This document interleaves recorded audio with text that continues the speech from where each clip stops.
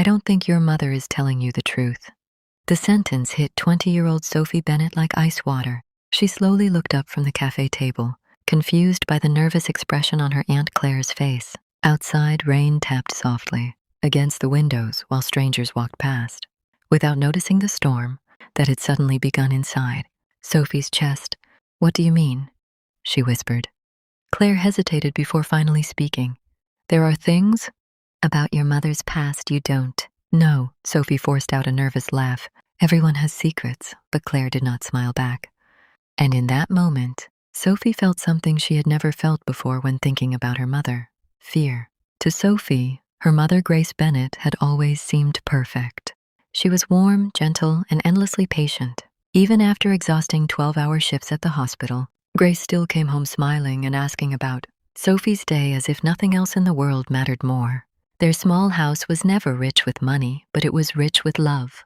Grace remembered birthdays, left little notes beside Sophie's breakfast plate, and kissed her forehead every night even after Sophie became too old for it. At least that was what Sophie had always believed. But suddenly, tiny memories from childhood began returning in strange ways.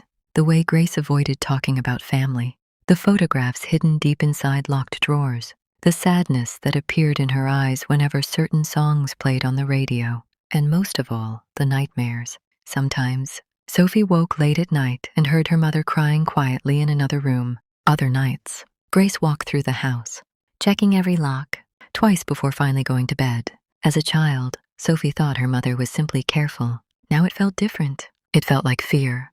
Whenever Sophie asked about it the next morning, Grace always smiled gently and said, "Bad dreams, sweetheart." But now Sophie wondered if those dreams were memories instead. That evening, Sophie returned home feeling unsettled.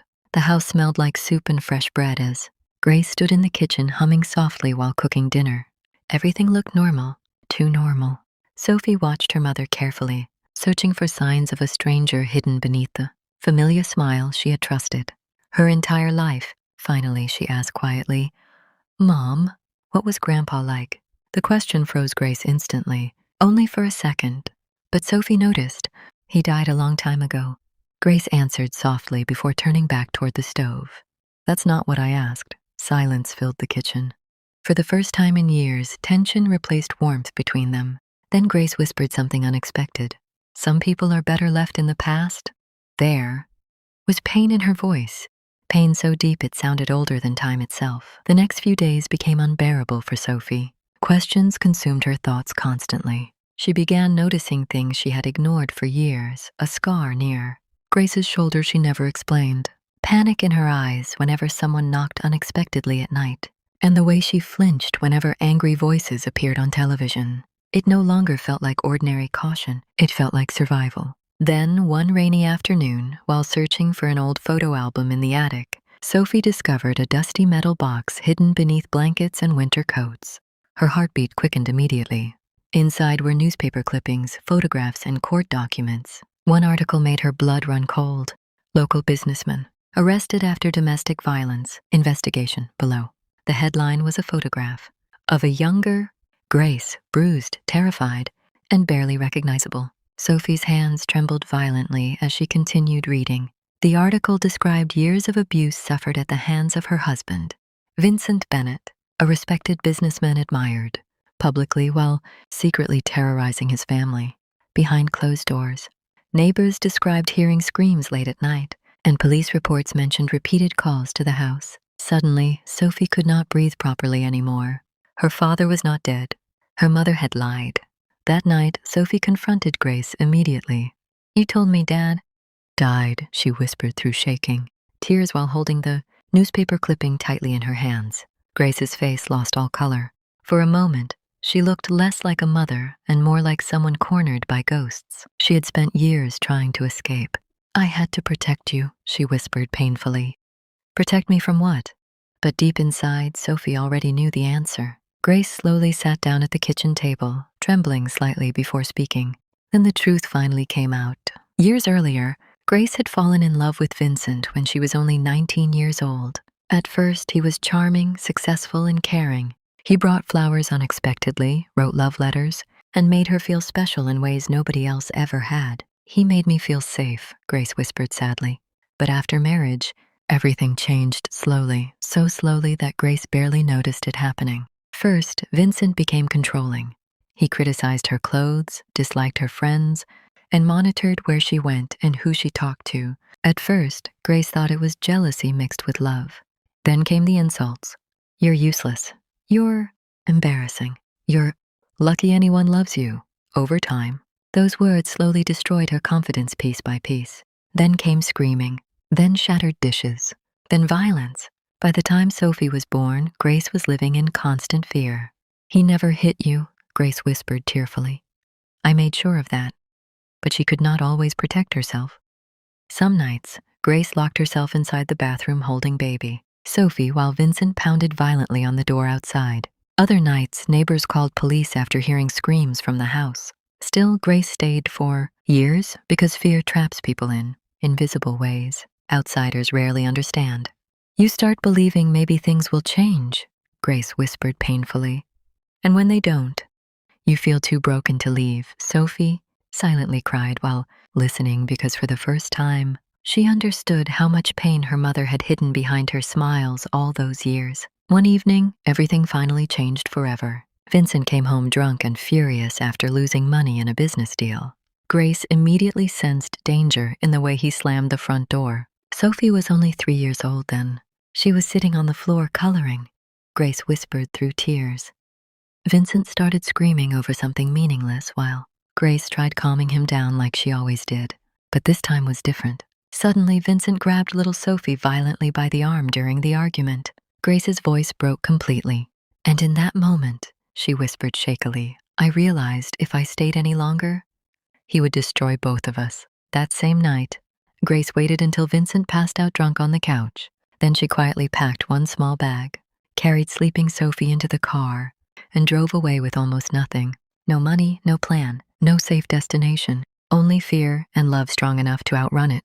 They moved across the country, changed addresses, changed phone numbers, and changed their lives. Grace worked endless jobs to survive, waitressing during the day, cleaning offices at night, and studying nursing textbooks whenever exhaustion allowed her eyes to stay open. Some nights she barely slept, but she kept going because Sophie needed her. And Grace told Sophie her father was dead because she wanted her daughter to grow up without fear, without nightmares, and without carrying the darkness Grace had survived. For a long moment after the story ended, neither of them spoke. Rain tapped softly against the kitchen windows while silence filled the room between them. Then Sophie quietly asked the question hurting her most. Why didn't you trust me with the truth? Grace's eyes filled instantly. Because I wanted you to have a childhood untouched by pain, she whispered. I wanted at least one of us to grow up feeling safe. Sophie broke down crying, immediately because suddenly every sacrifice her mother made became visible all at once. The exhaustion, the overprotectiveness, the hidden sadness, and the endless fear. Grace had not been hiding secrets out of selfishness. She had been hiding scars. That night, Sophie hugged her mother tighter than she ever had before.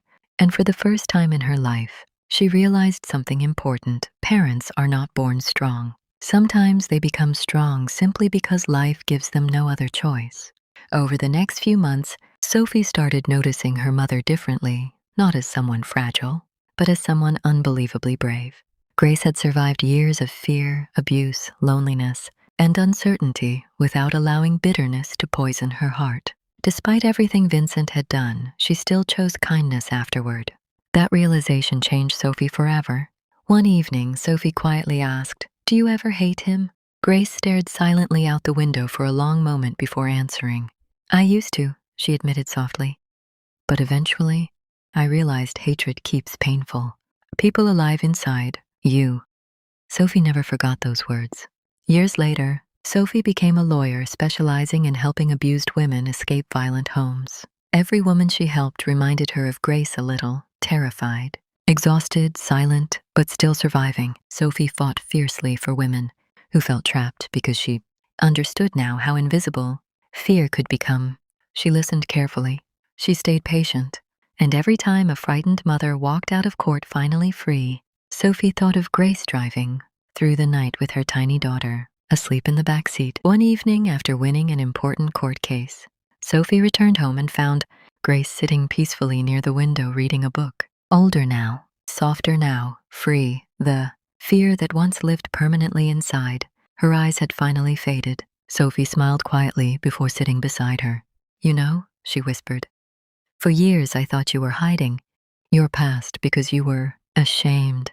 Grace looked at her silently. "But now I understand something." "What?" Sophie gently held her mother's hand. "You survived something that could have destroyed you, and you still chose kindness afterward." Tears filled Grace's eyes instantly, because sometimes the strongest people are not the ones who never break. They are the ones who survive unimaginable pain without letting it turn them cruel. And as rain tapped softly against the windows that evening, Sophie realized her mother's hidden past was never really a story about fear. It was a story about survival, sacrifice, and a woman who lost everything except her ability to love her daughter. And in the end, that love became stronger than the darkness chasing them both. If this story touched your heart, don't forget to like, share, and subscribe. Sometimes the people smiling the brightest are carrying the deepest scars. And remember, true strength is not about never breaking. It's about surviving the pain and still choosing love afterward.